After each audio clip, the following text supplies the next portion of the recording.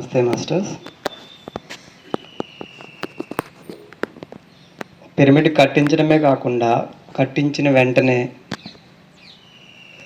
ఈ ధ్యానం యొక్క ప్రత్యేకత అందరికీ తెలియాలని ఒక సదుద్దేశంతో, మంచి అభిప్రాయంతో మండల ధ్యానం పెట్టడము, మండల ధ్యానం పెట్టడంతో పాటుగా ప్రతిరోజు వాళ్ళకి ధ్యాన ప్రసాదాన్ని అందించడము, అయిపోయిన వెంటనే మళ్ళీ వాళ్ళు శాకాహార ర్యాలీ నిర్వహించాలని గొప్ప ఆలోచన రావడానికి వాళ్ళకి మనం అందరం ఎంతో కృతజ్ఞత తెలియచేద్దాం.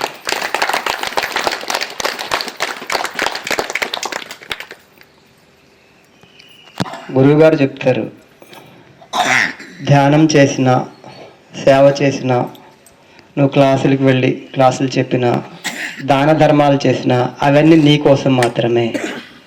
కానీ శాకాహార ర్యాలీ చేస్తే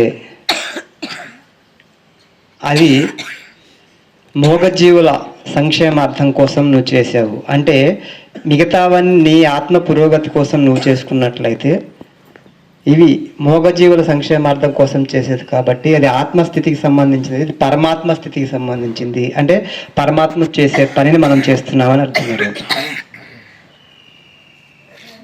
అవునా కాదా? ఏది చేసినా సరే అది మన ఎదుగుదలకు సంబంధించింది. కానీ ఈరోజు మనం చేసేది మూగజీవులను రక్షించడం కోసం చేసే పని. అంత గొప్ప కార్యక్రమం మనం చేసేటప్పుడు మనం ఎంతో చిత్తశుద్ధితో ఆ పని చేయాలి. మరి సార్ చెప్పారు, మనల్ని చూసి మనం చేసిన పని చేయాలనుకోవాలి, కానీ మనల్ని చూసి చేసే పని మానేయాలి అనుకోకూడదు ఎవరు కూడా కదా. కాబట్టి క్రమశిక్షణతో ఈరోజు ప్రకృతి కూడా చాలా చక్కగా అనుకూలంగా ఉంది. టైం కూడా మనకి సరిపోతుంది, దూరం కూడా లేదు. పోయినసారి మనం వెళ్ళిన వైపు కాకుండా వేరే కవర్ కాని ఏరియాని కవర్ చేద్దాం. ఈరోజు అనుకోకుండా ఈరోజు రావాల్సిన మాస్టర్స్ రాలేకపోయారు.